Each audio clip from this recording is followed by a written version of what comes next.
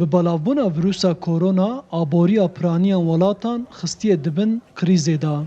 Tirkiye jî yek ji van welatan e û nirxê lîraya Tirkiye hember dolar û ewroyê pir daketiye xwarê û yek dolar bûye 7 lîrayê Tirkiye. Ji ber vê rewşê nirxê tevahiya tiştên xwarin, cil û bergan biha bûye.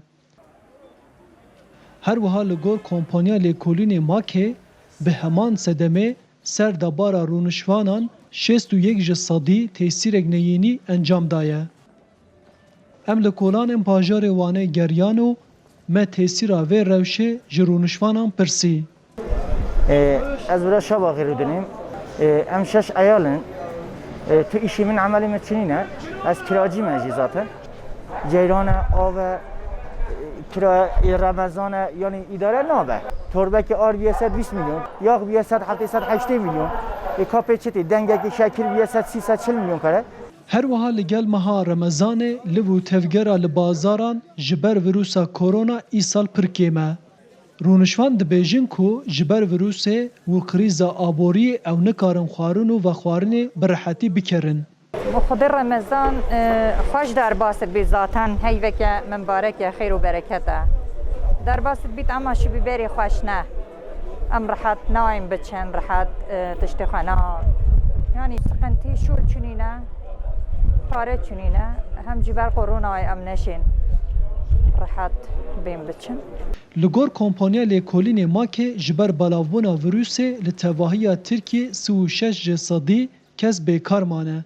Şahabettin Demirtaş'ın jî yek ji wan kesa ye û ew niha di meha Remezanê da nikare pêdiviyên malbata xwe bi cih bîne. Ez inşaatçı bûm. Mesela min taşronî dike, min merve daşolê. Niha çevremê temam qeyb bû. Kesekî şola min jî tune. Her Remezanekî mesela min 2 milyar nîv min mesela mala xwe çê dikir, 4 törtük zarî min ev dikirî. Vallahi bira mehê goştê sor nekiriye.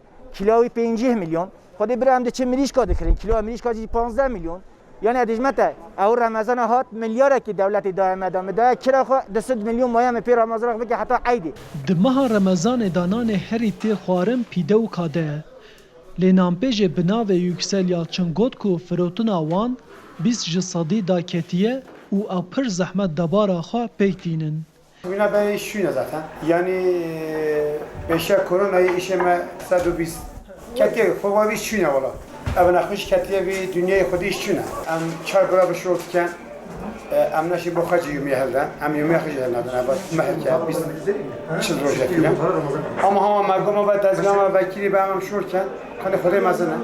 Hêjayî gotinê ku hikûmeta Tirkiye û hejmarek dewlet ji ber krîza aboriyê hewl didin tedbîrên ku hember vîrusa koronayê wergirtî sist bikin.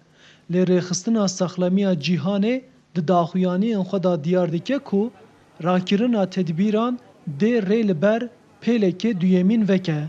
Arif Aslan, Dengê Amerîka, Wan.